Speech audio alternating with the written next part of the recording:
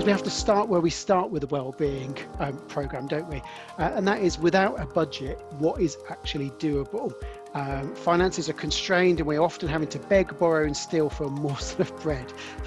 I think we can all identify with that, trying to get some budget. What are your thoughts on that, Chris?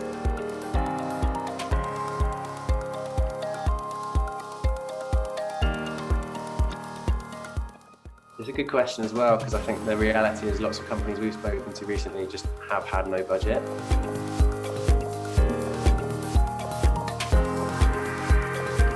And you have to be pragmatic. So knowledge at the moment, without all singing, all dancing workshops, is free to an extent, as long as you know it's the right stuff. So there's definitely value in creating the newsletters, sharing information that way. I know that's something we see a lot of companies do. It's obviously quite time consuming, and it's definitely worth having people check it to make sure it's factually correct, but that's something we've seen done quite a lot.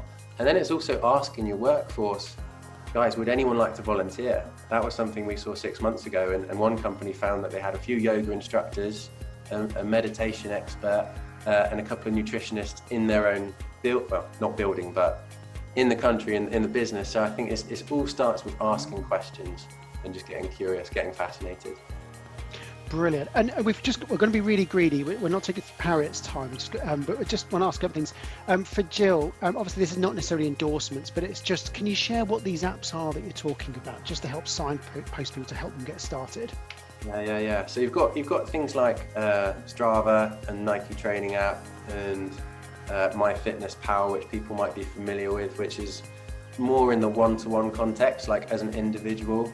Probably all heard of Headspace now too, which is on the meditation side of things. Insight Timer is a really good one if you think about meditation, and this doesn't have to necessarily be a corporate subscription. So on an individual basis, there's a few ones there that are worth considering. Sleep Cycle as well, if you're thinking about sleep.